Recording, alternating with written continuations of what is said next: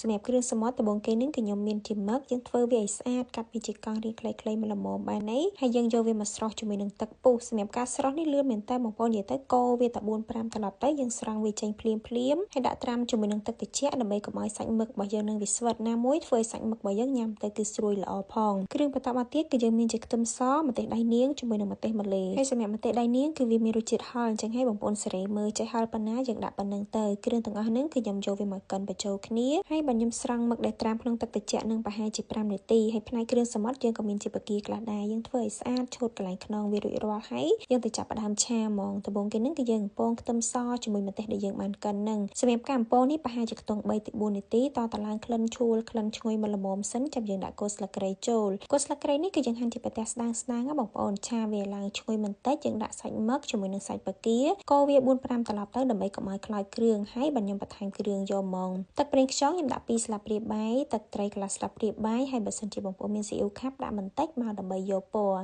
ម្សៅស៊ុបដាក់កន្លះស្លាបព្រាកាហ្វេប៊ីចេងម្ជប់ហើយចុងក្រោយគេនឹងគឺជាស្ករសខ្ញុំដាក់1ស្លាបព្រាកាហ្វេកន្លះបន្ទាប់ពីនឹងមកយើងកូរវា 4-5 ត្រឡប់ហើយបន្ថែមទឹកបន្តិចមកបងប្អូនដើម្បីកុំឲ្យវាស្ងួតពេកឆាវាប្រហែលជាខ្ទង់តែ1នាទីទេបងប្អូនព្រោះអីគ្រឿងសមុទ្រតែឆាយូរពេកវាទៅជារាងស្វិតសាច់អត់សូវឆ្ងាញ់វិញអញ្ចឹងណាតែប៉ុណ្្នឹងមកបងប្អូនអាចភ្លក់មើលហើយថែមថយគ្រឿងបានតាមចំណង់ចំណូលចិត្តសម្រាប់ខ្ញុំនឹងរសជាតិគឺត្រូវអស់ហើយបងប្អូនហើយចុងក្រោយគេបើសិនជាមានស្ទឹកក្រូចសើចរោយបន្តិចមកវាធ្វើឲ្យឆារបស់យើងនឹងកាន់តែមានក្លិនឈ្ងុយតែប៉ុណ្្នឹងមកឆាក្តៅគ្រឿងសមុទ្ររបស់យើងគឺរួចរាល់យើងអាចយកទៅញ៉ាំបានហើយពណ៌សបល់របស់គេគឺមកស្អាតបងប្អូននិយាយទៅឡើងក្រហមតំណងគួរឲ្យចង់ញ៉ាំហ្មងហើយបើនិយាយពីរសជាតិវិញគឺកាន់តែឆ្ងាញ់សម្រាប់អានេះគឺខ្ញុំអត់យកប្រៃពេកទេណាបងប្អូនរៀងប្រៃមកល្មមប៉ុន្តែញ៉ាំទៅវាមានក្លិនឈ្ងុយក្នុងនឹងហើយចូលជាតិគ្នាខ្លាំងហ្មងហើយសម្រាប់មុខនេះបើសិនជាបងប្អូនចង់បន្ថែមជាម្រះព្រៅថែមទៀតក៏បានដែរហើយសម្រាប់បងប្អូនដែលអាសាសួររកម៉ាស៊ីនកិនសាច់កិនគ្រឿងកន្លុកទឹកត្រីកោះកុងទឹកកាពិទឹកតៅហ៊ូអីបានហ្នឹងអាចឆាន់ចូលពេកបានព្រោះអីគឺ